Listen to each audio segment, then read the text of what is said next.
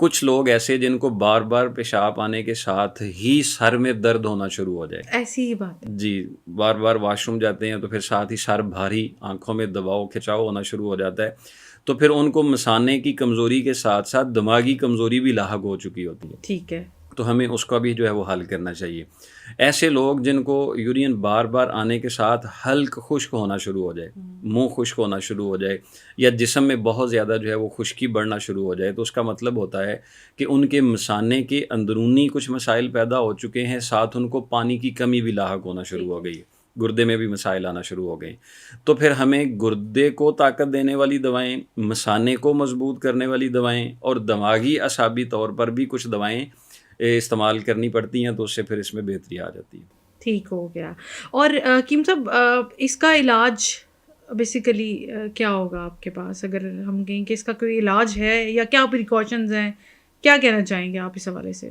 جیسے میرا ایک نسخہ ہے دار چینی اور جوتری، اس کو جلوتری بھی کہتے ہیں، جوتری بھی کہتے ہیں. یہ پنساری سے مل جاتی ہیں. 2 چیزیں صرف لے لیں، ان کو باریک پیس لیں، اور صبح اور شام کھانا کھانے کے آدھا گھنٹہ بعد آدھا چمچ پانی کے ساتھ استعمال کریں. انشاءاللہ بفضل تعالیٰ اس سے کافی حد تک کنٹرول ہو جاتا ہے.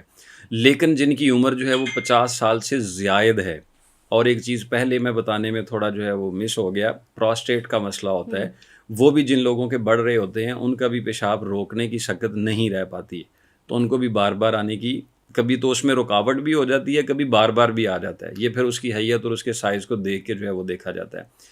تو ایسے لوگ جو 50 سے اوپر ہیں اور ان کو پیشاب بہت زیادہ آ رہا ہے، تو وہ 2 لکڑی دار چینی کی لے لیں، دار چینی کی 2 لکڑی لے لیں، اور 1 لیٹر پانی لے لیں.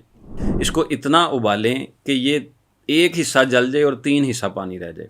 ٹھیک ہے. تو اس پانی کو آپ نے سارا دن 1 گھونٹ کر کے پینا ہے. یعنی 1 گھونٹ پی لیا پھر رکھ لیا، آدھے گھنٹے کے بعد پھر 1 گھونٹ پی لیا پھر رکھ لیا.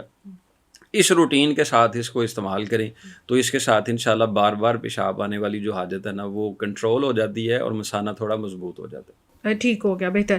اچھا حکیم صاحب، ہم دیکھتے ہیں کہ لوگوں کو سر درد کی شکایت بڑی رہتی ہے، ایک سر درد اور ایک آدھے سر کا درد.